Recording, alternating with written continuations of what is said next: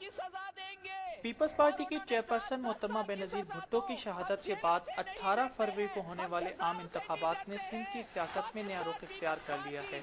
एक जायजे के मुताबिक अंदरूनी सिंध पीपल्स पार्टी मुखालिफ जमातें मुश्किलात से दो चार हैं, जबकि कराची में सूरत हाल यकसर मुख्तलिफ है। यहाँ माजी में भारी अक्सर से जीतने वाली मुत्तहदा कौमी मूवमेंट की पोजीशन अब भी मुस्तहकिम है।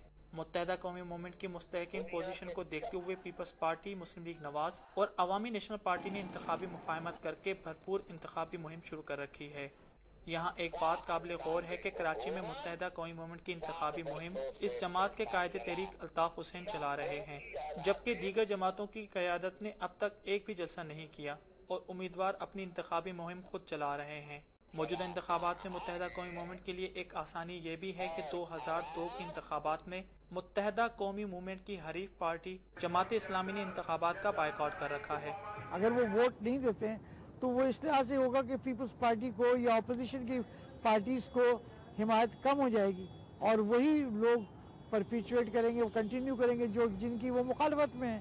तो इस वक्त अब उनको ये डिसाइड करना है कि भाई उन्होंने एक ऐलान तो कर दिया, लेकिन क्या उन्होंने अपने लोगों को आज़ाद छोड़ दिया है कि उस दिन जाएं और अपने बैलेट्स के राइट्स को इस्तेमाल करें। सिंध के देही इलाकों की सूरत हाल का जायजा लिया जाए तो मोहतरमा बेनजीर भुट्टो की शहादत के बाद अंदरूनी सिंध पीपल्स पार्टी मुखालिफ जमातों को इंतखाबी मुहिम के सिलसिले में काफी मुश्किलात का सामना है।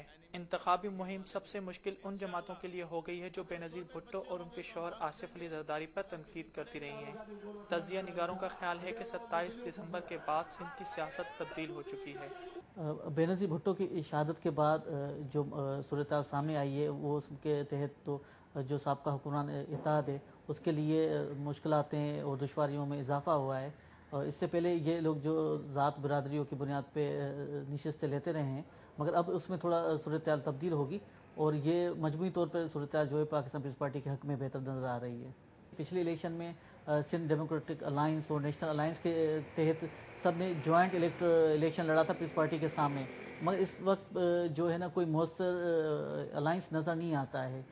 2002 में अंदरूनी सिंध सबसे ज्यादा नशिस्तें पीपल्स पार्टी जबकि कराची में मुत्तहदा कौमी मूवमेंट ने हासिल की थी। इस मरतबा अंदरूनी सिंध पीपल्स पार्टी मुखालिफ जमातों को दरपेश मुश्किलात से अंदाजा किया जा सकता है कि वो 2002 के मुकाबले में कम नशिस्तें हासिल कर सकेंगी। अमन व अमान की खराब सूरत हाल भी इंतखाबात में वोटिंग के तनासुब पर असरअंदाज होगी।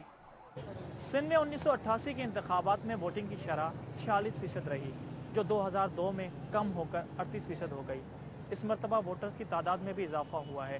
देखना यह है कि सियासी जमातें किस हद तक वोटर्स को घर से निकालने में कामयाब होती हैं। कैमरामैन अहमद फरीदी के साथ काशिफ हुसैन, ARY1 वर्ल्ड, कराची।